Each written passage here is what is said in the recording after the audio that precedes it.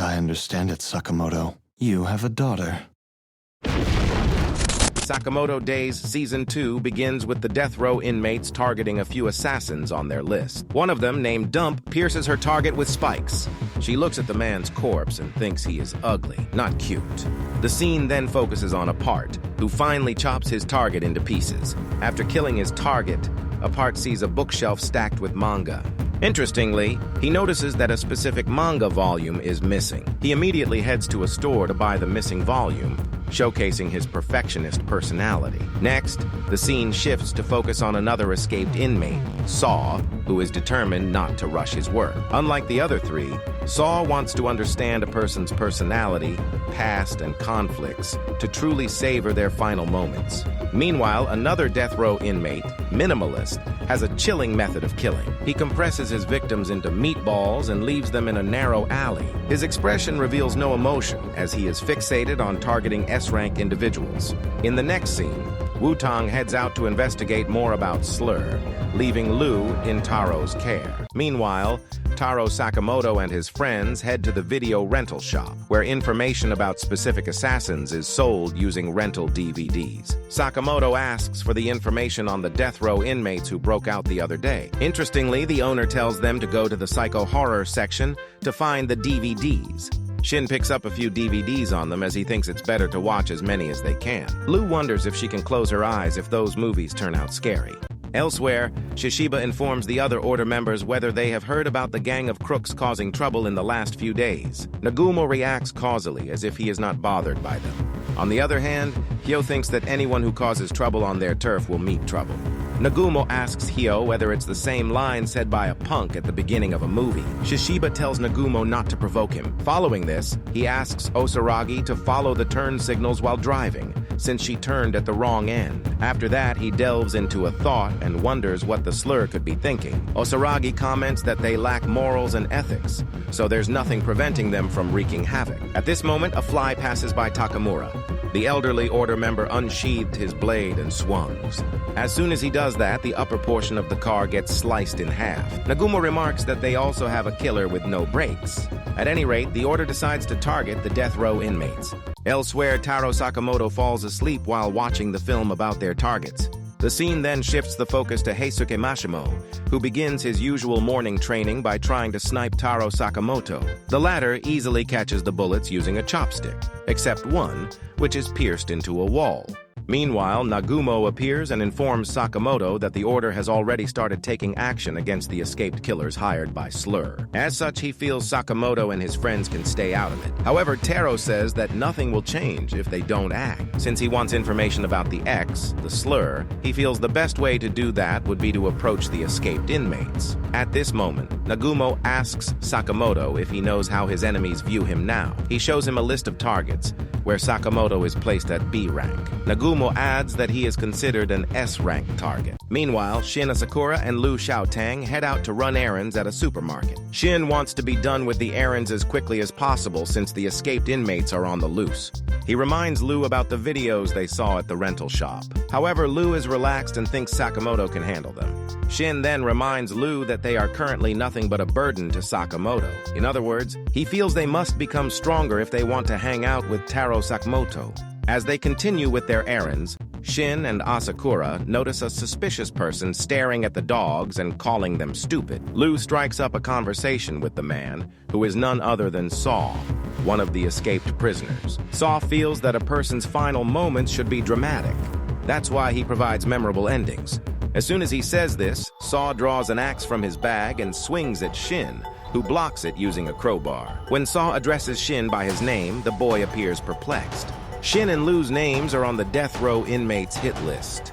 Shin is labeled a D-rank target, while Lu is C-rank.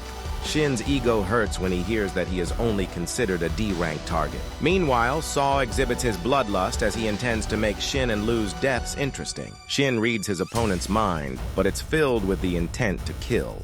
Lu asks Shin if he can find something that he can use as a weapon. Using a clever strategy, they manage to surprise Saw. Yet, the next moment, the death row inmate counters with a move that pushes them to the edge. Elsewhere, Heisuke and Taro Sakamoto are engaged in a conversation. Taro thinks that Shin hasn't yet encountered lethal situations. As such, his best is yet to come. Meanwhile, Shin doesn't know what he should do. Saw wants to go after Sakamoto and his family once he is done with Shin and Lu. At this moment, Lu feels a strange sensation. With his heightened senses, Shin Asakura sees Saw's future. He evades the killer's axe and delivers a series of punches to him, while Saw wonders if Shin can truly see the future. A flashback scene appears where Wu-Tang explains motor readiness potential to Taro Sakamoto and his friends.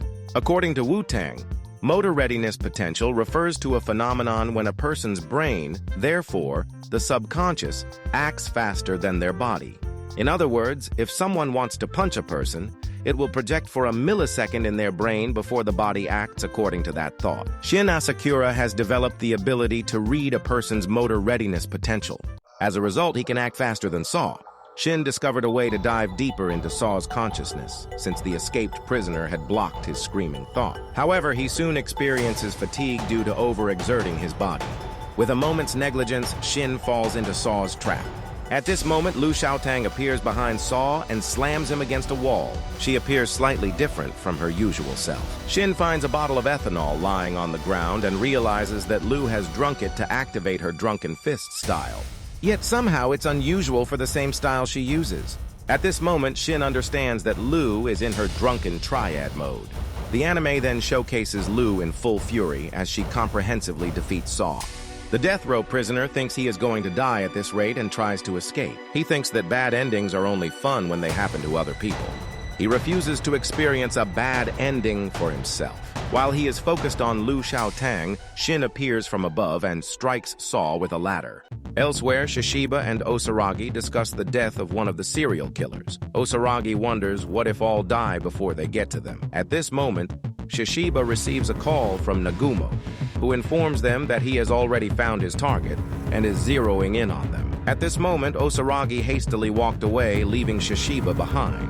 In the meantime, Saw manages to escape from Shin and Lu. He finds a taxi and plans to get away. However, he sees Hyo, one of the order members, in the taxi. Hyo calmly walks out of the vehicle after taking care of Saw. In the general store, Shin Asakura experiences the after effects of his new powers. At this moment, floaters from JAA arrive at the scene. According to the anime, the floaters handle the cleanups for JAA. When assassins make a mess in public, they usually restore the scene to how it was before the incident. Meanwhile, Lu asks Shin about their errand.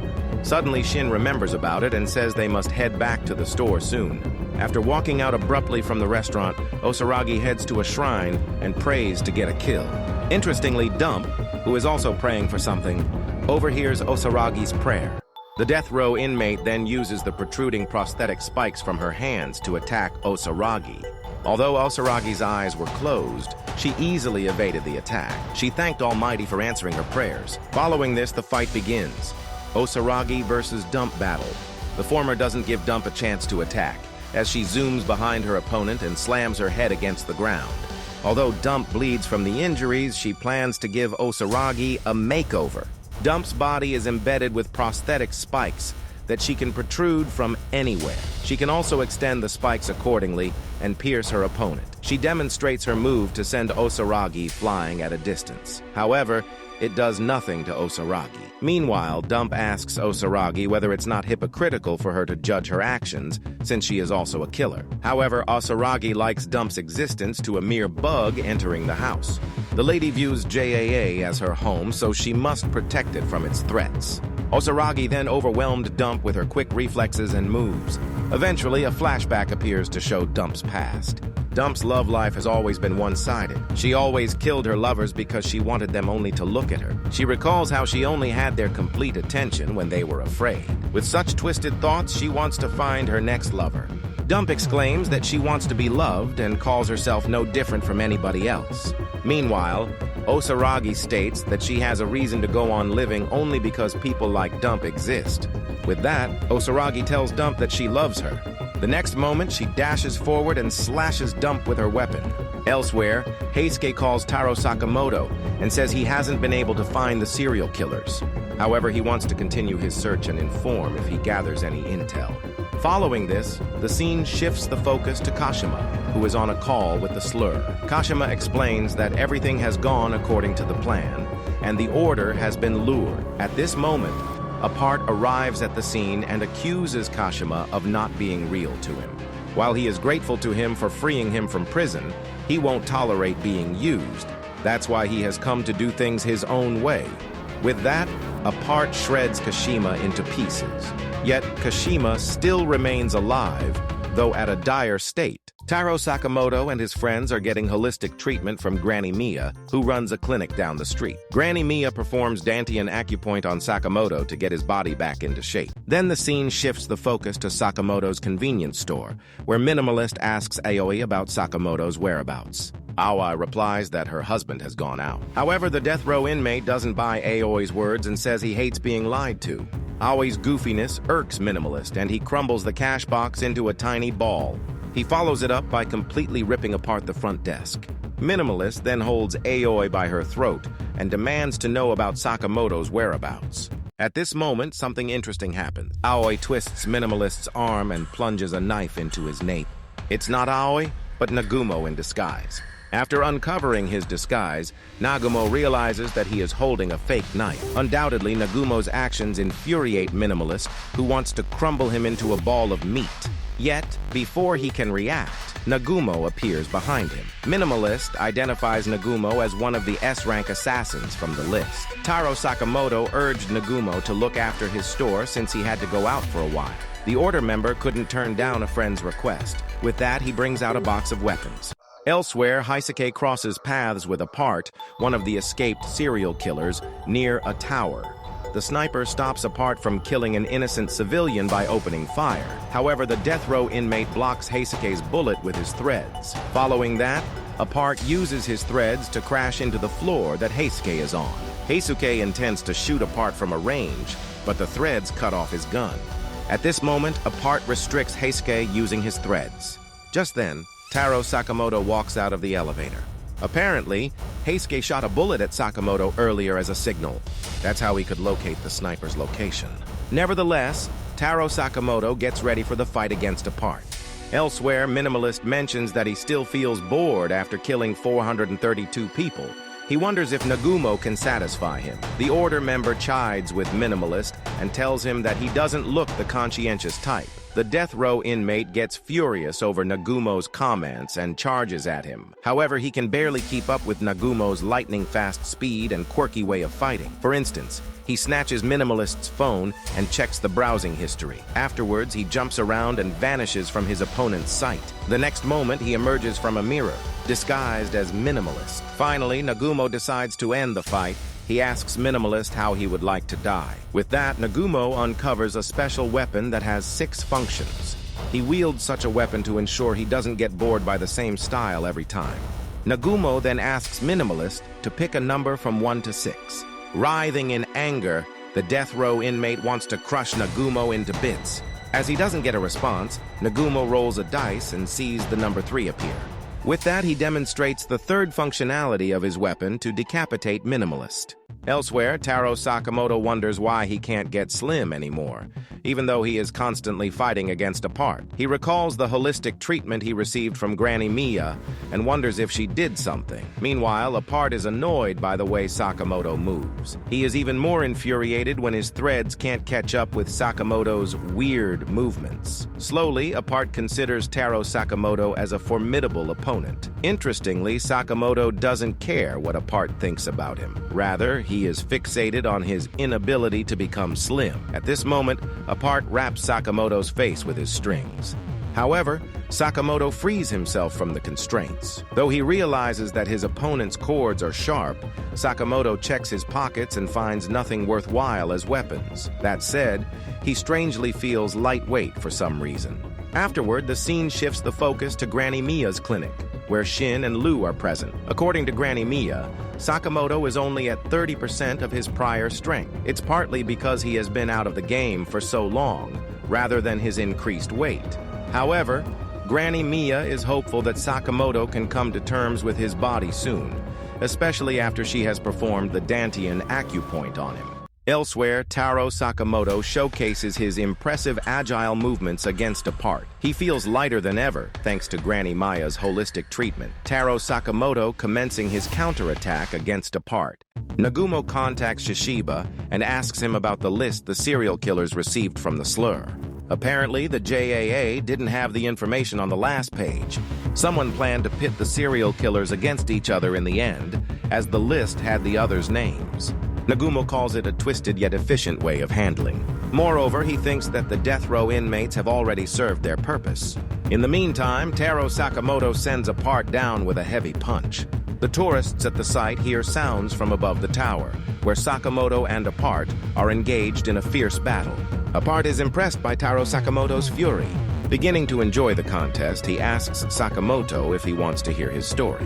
Sakamoto replies that he doesn't have time for a long story. However, Apart begins to tell it anyway after asking Sakamoto whether he remembers the moment he first connected to the world, therefore realized he wasn't alone. Interestingly, Apart remembers it like daylight. Apart never fit in as a kid. His mother never cared about him, which is why he has almost no recollection of speaking to her. Apart's father was the only one in the world who was kind to him. He was to tell the boy that it's what's inside people that matters. He believed that if Apart was kind and honest to others, they would surely learn to like him. Although Apart followed his father's advice, he still couldn't make any friends. With rage piling up, he eventually vented his anger on a stuffed toy by mutilating it. Surprisingly, he extracted joy from the act. Then one day, his father caught him in the act of mutilating an animal. He immediately took him to a neurologist who detected no abnormality in Apart's brain. However, Apart's father couldn't believe how his son could be normal when he dismembered an animal. Seeing his father visibly frustrated and venting his anger at him, Apart's mind ticked and he slit his father's throat. Afterwards, he slit open his father's brain and realized they were the same inside. He compared it with his own brain's X-ray report. For the first time, Apart felt connected to someone. He thought he wasn't alone. Since then, he has been looking at people's insides to reconfirm his conviction. At present, Apart says he wants to see Sakamoto's insides too. However, Taro Sakamoto bluntly reminds him that killing people only severs the connection. Infuriated by Sakamoto's response, Apart says he can't stand rude and insensitive people who don't get him. With that, the death row inmate uses his thread to cut off a portion of the tower's foothold. The people down on the street wonder if the tower is leaning. Meanwhile, Taro Sakamoto gets serious about the fight as he is convinced that Apart knows nothing about human connection. As they continue to battle, the tower becomes aggressively tilted to one side. Apart feels he has the chance to connect with so many people. Sakamoto tries to hold on to the tower with cables to prevent it from falling over. However, Apart binds his face with the threads to restrict his movements. At this moment, Takamura appears out of nowhere and severs the other section to ensure the tower remains stable. Although the onlookers feel the tower looks weird, they are assured knowing it's not tilting anymore.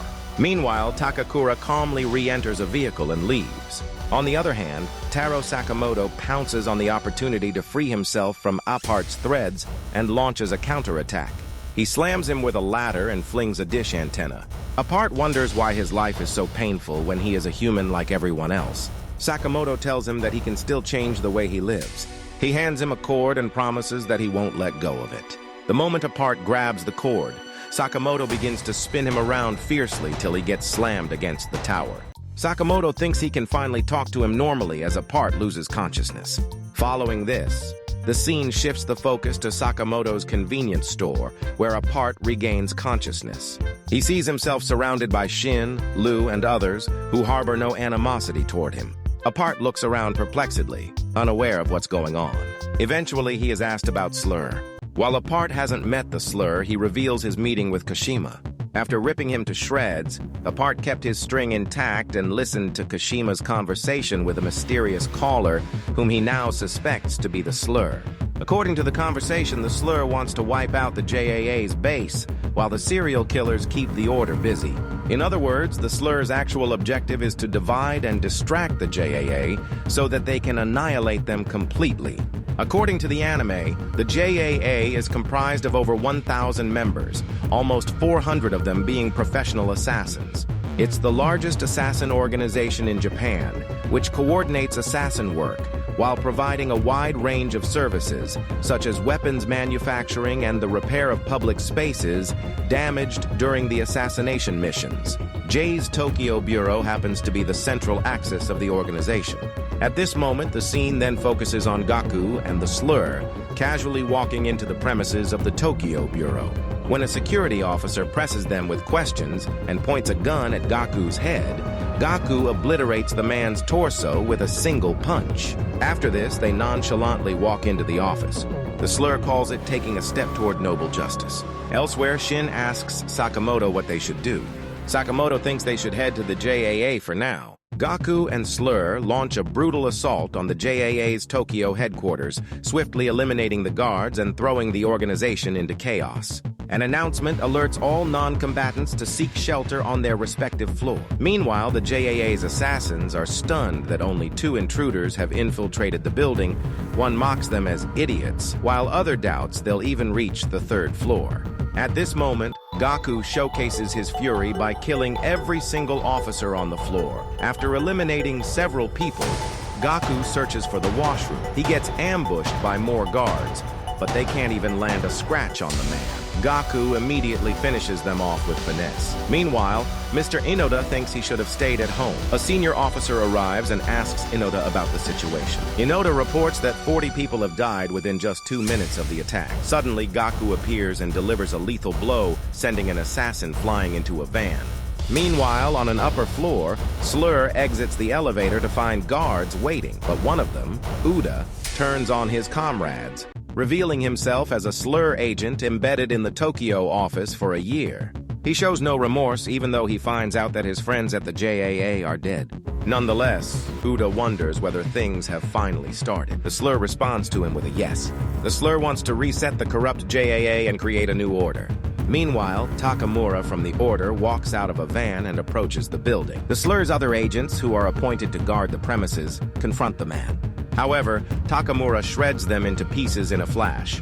Following this, he approaches the main building. Interestingly, Gaku senses Takamura's ominous aura from afar. Then, Takamura blocks Gaku's ferocious attack with only his katana's scabbard. Following this, he unsheathes his blade, which cuts through the floor. Gaku does well to evade the elderly man's lightning-fast blade-drawing technique. Takamura slices Gaku's weapon in half and hurls him out of the building with overwhelming force. Sensing Takamura's presence, Slur decides to speed things up. Just then, Sakamoto, Shin, and Apart make a dramatic entrance. Sakamoto confronts Slur revealed to be Uzuki and is surprised he's still alive. Shin recognizes him from the lab, while Uzuki tells Sakamoto to forget his old name, as he now goes by X. At this moment, Sakamoto asks Uzuki why he put a bounty on his head. As soon as he asks this, Sakamoto sees a knife plunged into his chest.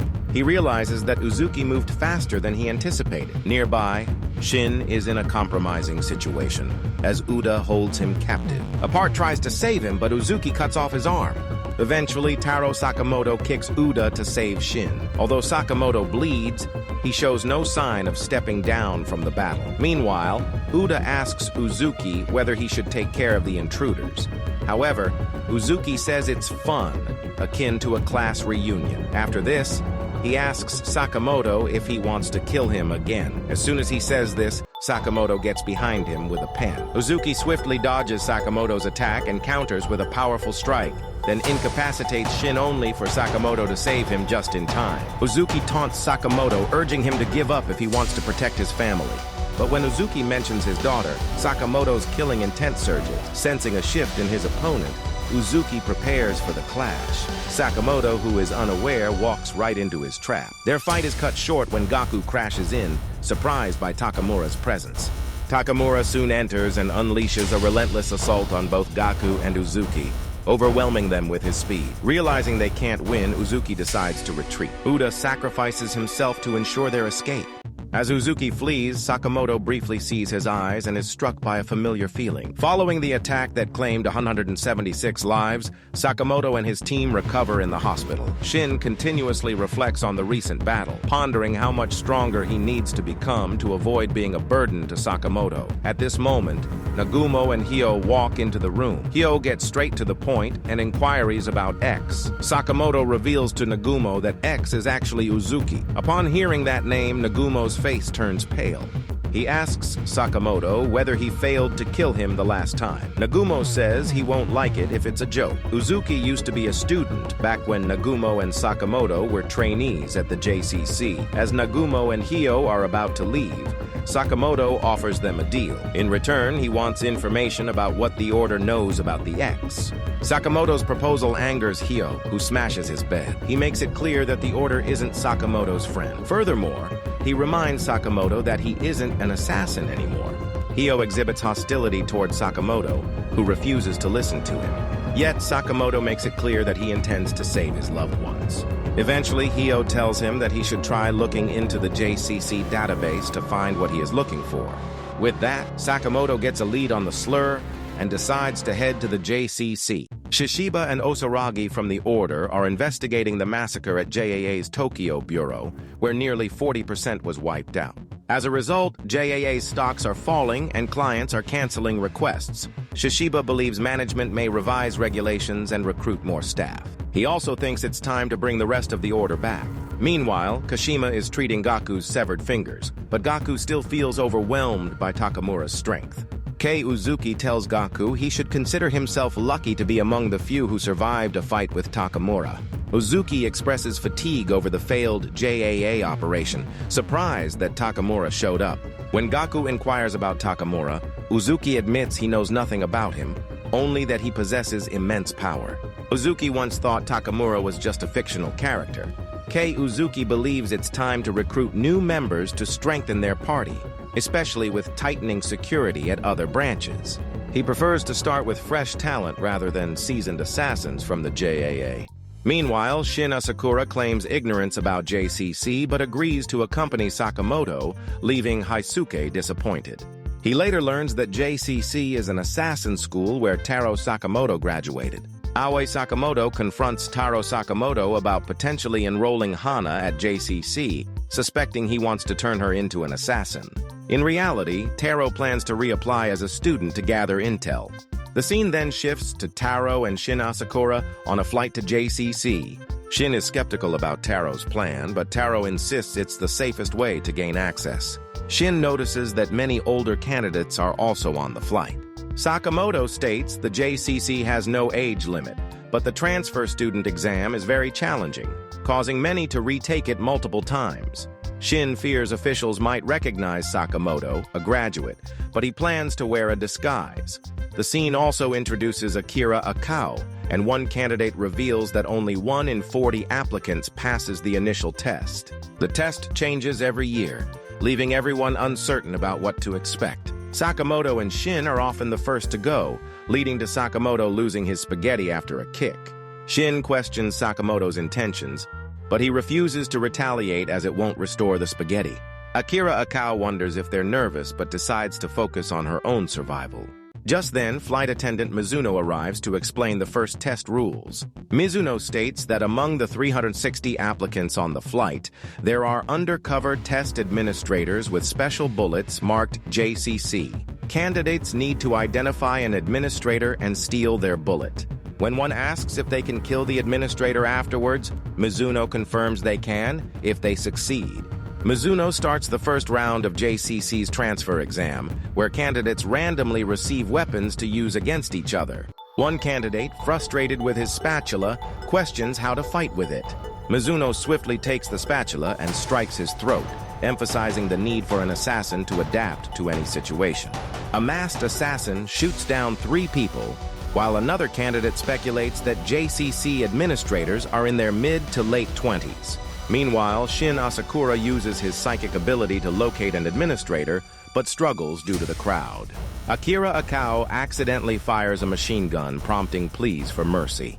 She notices Sakamoto choosing a ballpoint pen as a weapon and thinks he's doomed. To her surprise, he defeats an applicant with it. Curious about Sakamoto, she sees trouble brewing as others mistake him for an administrator. When they charge at him, Akira inadvertently gets between them. Sakamoto then throws the pen, taking out the attackers, and Akira thanks him for saving her life. Afterwards, he identifies a test admin, and Akira expresses her admiration for Sakamoto, saying he inspires her to do her best. However, she refuses the JCC bullet he offers, as she respects someone who wouldn't take it. Meanwhile, in business class, the masked assassin Mafuyu Seba is about to kill flight attendant Mizuno when Shin Asakura intervenes, throwing him off guard. Mafuyu unleashes a strong attack, leaving Shin slightly wounded on his right shoulder.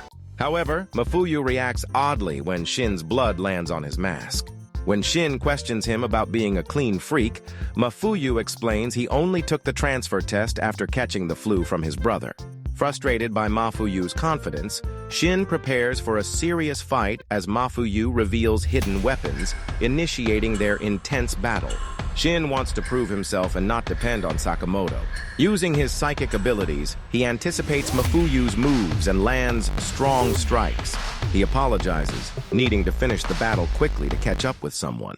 In a flashback, Shin Asakura urges Sakamoto not to help him during the transfer exam, as he wants to test his abilities without depending on him. After this, the scene returns to the present and focuses on Shin and Mafuyu's battle.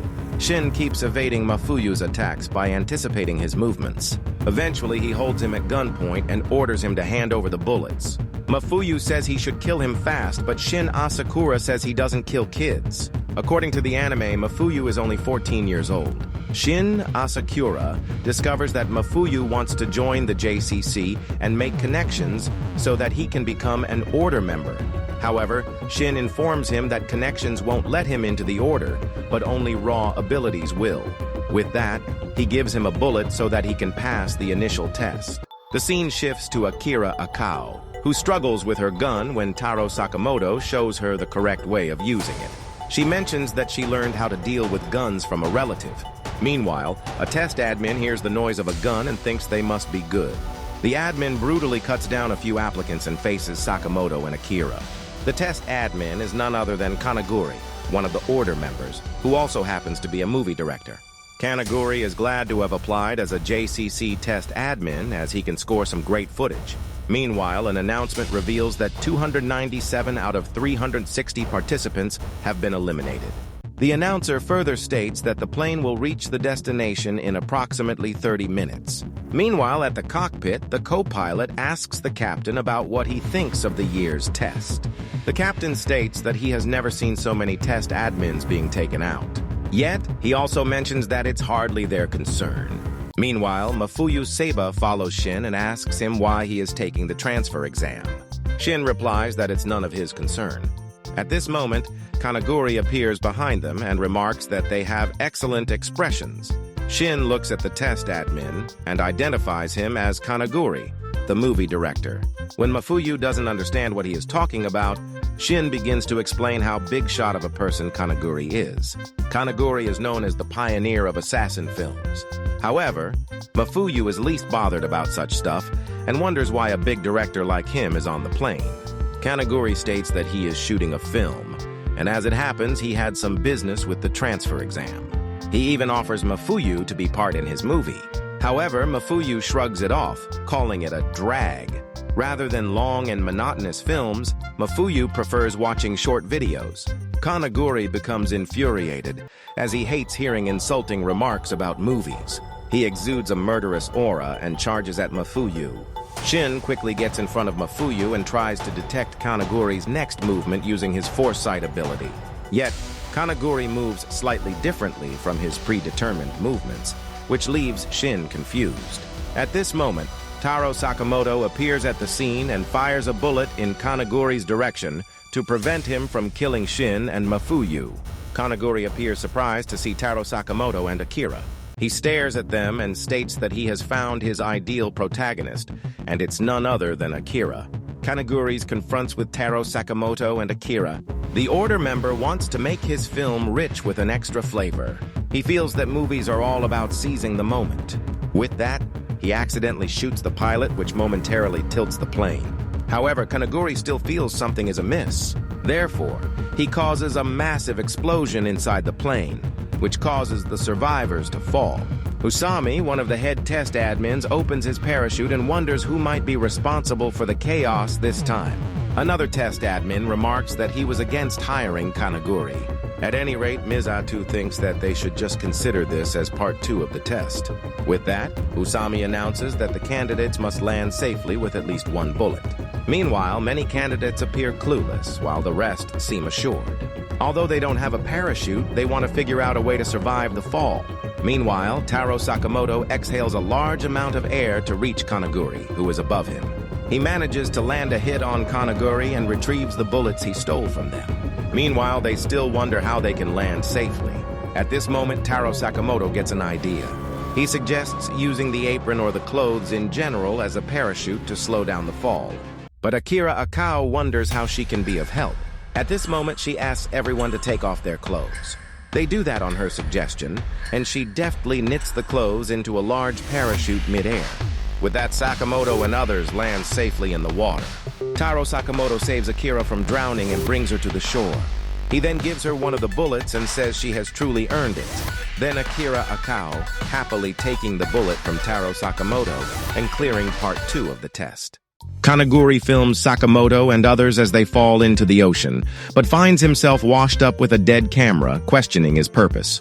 During a break, Shin critiques Kanaguri due to the high candidate loss. Akira sees their survival as a miracle and wants to join them as classmates, while Mafuyu insists he will pass the exam.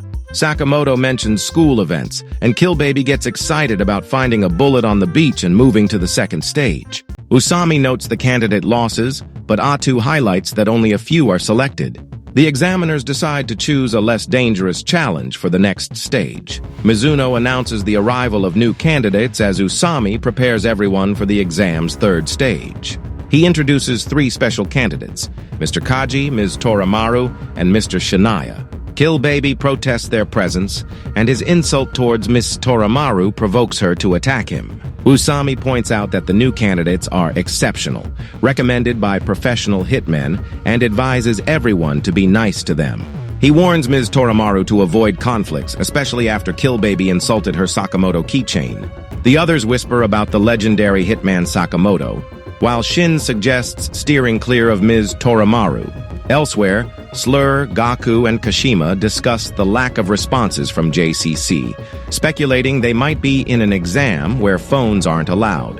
Kashima questions the wisdom of inviting an inexperienced student, but Slur believes young people can change society. He recalls meeting Kashima as a teenager and Gaku as a kid. Gaku doesn't remember, but Slur explains that growing older comes with more baggage. He confidently states their new friend can run faster, leaving Gaku wondering about its meaning. In the third exam stage, Usami announces a strategy tail tag where candidates will form teams, each with colored bands on their backs. The goal is to acquire the opponent's tails, testing physical abilities, intelligence, and teamwork within a 2-day limit. If a team loses their tail, that candidate is considered dead and fails the exam. While one candidate thinks the game seems easy, another emphasizes its complexity and resemblance to military survival training. Usami expresses concern about losing more candidates. Shin discovers he and Sakamoto are in different teams. Team Red, Sakamoto, Akira, Killbaby, and Team White, Shin, Mafuyu, Kaji. Usami gives final instructions to use any weapon and gather tails in the final stage. Teams form, but Shin declares he will remain enemies with Sakamoto, who takes a different route. An opponent ambushes Shin, but he counters and scores a point. Killbaby suggests hiding his tail for stealth, but Akira mocks the idea. Sakamoto feels down about Shin's rejection, reflecting on their relationship, while Akira jests about him possibly crying, which Sakamoto denies, and Killbaby chimes in that crying is for kids. Now Toramaru attacks 2 candidates, who suggest a different color tail for freedom. However, Toramaru takes their tails for safekeeping and plans to target Shin's team for a white tail. Meanwhile, Killbaby is frustrated with Sakamoto and Akira for relaxing during the exam, especially since they've set up a safe house. A butterfly lands on Killbaby, causing him to panic, but Akira reassures him. Killbaby complains about butterflies, prompting Akira to show him how to catch one without touching its wings. Sakamoto asks Akira who taught her, and she reveals that she feels weak in combat. Killbaby reassures Akira that they don't have to kill each other to pass the exam. Suddenly, a candidate rushes past, warning them of a woman trying to kill him. Killbaby starts running, but Sakamoto senses a trap and tries to protect them, only to find they're caught in a steel wire trap set by Mr. Spects. He warns his team not to trust anyone blindly and orders them to fire. Meanwhile, Shin complains about taking a different route due to Mafuyu's OCD. Now Toramaru attacks Shin, who evades her surprise attack. Toramaru expresses a wish to be on the same team because she likes her Sakamoto keychain. After Mafuyu kicks her, Toramaru blocks it but damages her keychain, causing her to cry. Sakamoto blocks an attack with his apron while trying to break free from a chain, but fails. Mr. Specht's team notes Sakamoto's toughness but is ordered to keep firing as he believes it's only a matter of time. Amid the chaos, Akira escapes a trap after tripping, and Sakamoto urges her to run as Mr. Specht's team prepares to kill them. Akira panics, feeling unable to harm anyone, but Sakamoto reassures her that sometimes running is necessary. She recalls similar words from someone else, fearing she might lose more people she cares about, and decides to become an assassin. In a moment of bloodlust, she kills Mr. Specht with a single finger, causing his team to flee. Sakamoto stops her from pursuing them and tries to save Mr. Specht. Kill Baby blames Akira for her actions, who regrets killing but insists she wanted to protect them. Sakamoto realizes that Akira is related to Riona Kao when he asks her family name, confirming their connection. As Toramaru begins to cry, Mafuyu comments that people like her are obsessed with someone who is avoiding reality and that she doesn't have a real life. Shin reacts by hitting Mafuyu for saying this to her. However, it's too late. Toramaru is now angry and tells them that nobody has ever lived by mocking her. Meanwhile, Slur and his team are plotting against the JCC examiners.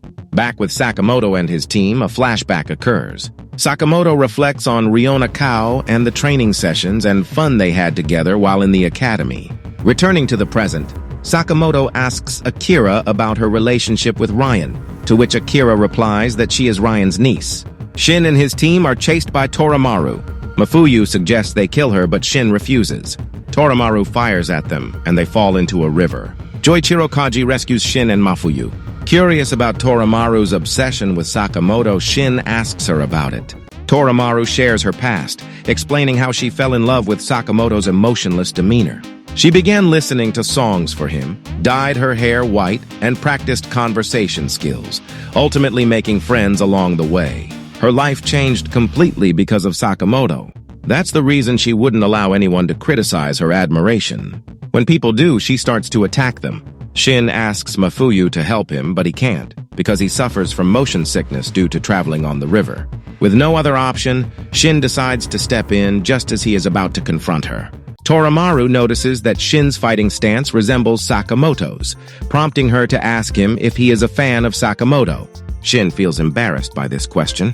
Toramaru then inquires about what he admires in Sakamoto. She shares that she likes his cool, emotionless demeanor and describes Sakamoto as a real-life murder machine. Shin acknowledges he was wrong about Sakamoto after getting to know him better. He questions who Sakamoto will rely on if everyone sees him as invincible and decides he wants to be a strong partner instead of just a sidekick. However, Toramaru is upset and asserts her status as Sakamoto's #1 fan, insisting no one else can claim that. During this, she realizes a new emotion and thanks Sakamoto for it, and she starts attacking them with even more determination. Shin utilizes his abilities to counter Toramaru's attacks. While nearby, Shania's team observes their fight.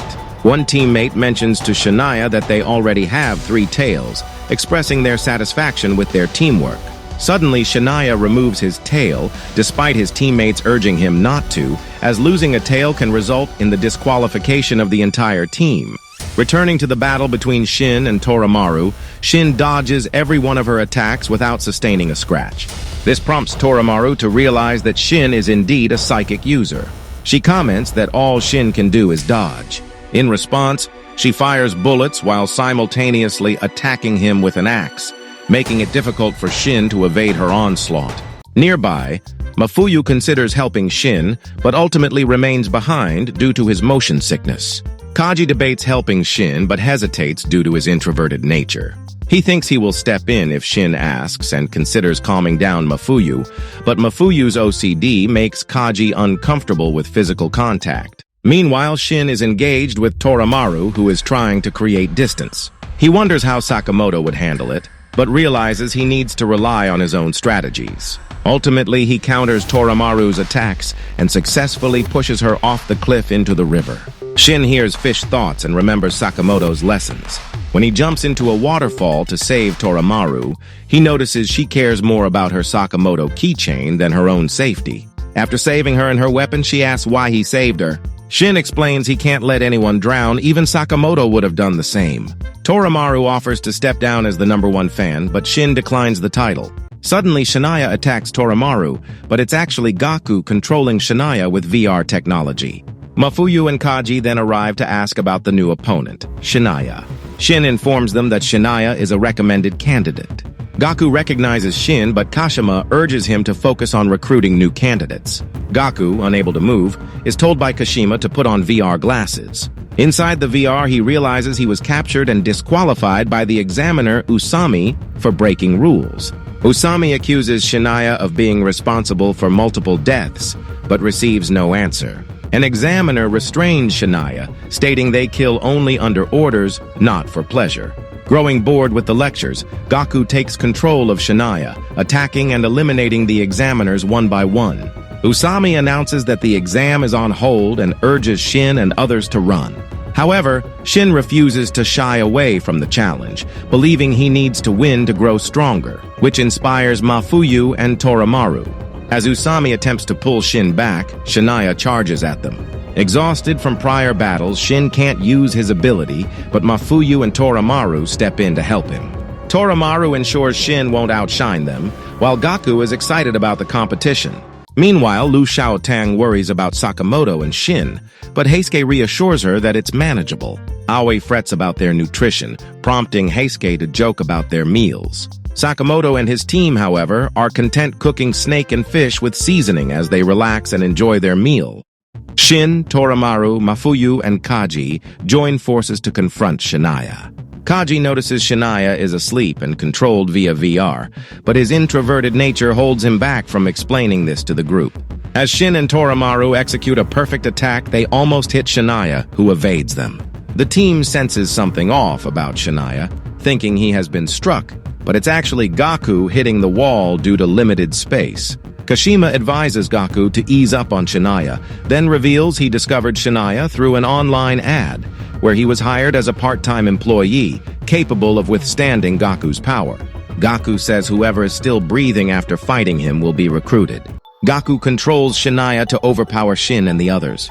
Kaiji arrives to save Shin and Toramaru, while Mafuyu, determined by Shin's earlier speech, refuses Kaiji's help. Together, Mafuyu and Toramaru execute a combined attack, damaging Shania's VR glasses. Kaiji feels ashamed of himself as he wonders about the group's determination.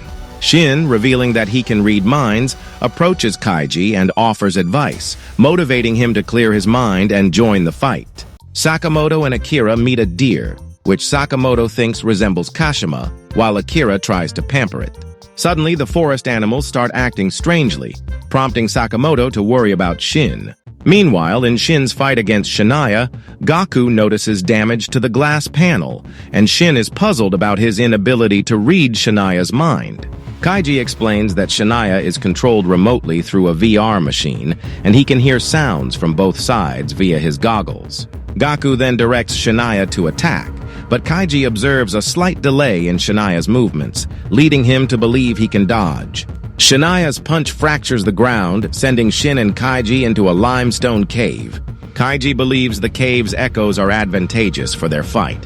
When Shin asks how Kaiji dodged, he explains that he perceives a flow and delay in Shania's attacks, allowing him to anticipate movements. Kaiji notes a 0.5-second lag when Shania punches, which aids his evasion. However, he still relies on Shin to read his mind for counterattacks. Despite Shin's ability to read minds, he struggles to keep up with Shania due to Kaiji's slower thoughts. Shin recalls successfully countering attacks by reading Sakamoto's mind, but realizes Sakamoto's thinking speed is far superior to Kaiji's. Shin remembers Granny Mia's warning not to use his power for more than 5 minutes due to health risks. But even though he knew it, he was ready to push his limits, using his psychic ability to foresee Kaji's movements and counter Shania's attacks. Gaku gets excited and decides to go all in, while Kaji asks Shin to buy him time to strategize. As Kaji amplifies sounds around him, He memorizes Gaku's attack sounds and replicates Gaku's punch perfectly, revealing his ability to mimic any attack. Shin gets frustrated and asks Kaji why he didn't use the technique earlier. Kaji explains that it requires a considerable amount of time and effort to execute. Kashima overhears this conversation and suggests to Gaku that they use songs as a distraction. However, Gaku declines, stating that Kashima's song selection is terrible. Additionally, Gaku feels he doesn't need any distractions because he is enjoying the fight. Shin and Kaji coordinate their attacks to pressure Shania and limit Gaku's options. Unfortunately, Gaku chooses to change his approach and decides to unleash his full power, which poses a risk of damaging Shania. Despite Kashima's warnings, Gaku goes ahead and utilizes his full strength to eliminate Shin and Kaji in an instant. As Shin reaches his limit, he is unable to move. Just as Shania is about to kill him, Sakamoto arrives and delivers a kick to Shania, sending him flying into the rocks. Gaku and Kashima recognize Sakamoto and wonder why he is participating in the JCC exams. Kashima reminds Gaku that Sakamoto is the legendary hitman, but Gaku is unfazed. He is excited about the prospect of fighting Sakamoto. Gaku uses Shania to attack Sakamoto, but Sakamoto counters easily, treating the encounter as if it were child's play. Sakamoto turns to Shin and advises him to take Kaji and find a safe place. However, Shin feels disheartened. He believes he has once again failed to stand up to Sakamoto.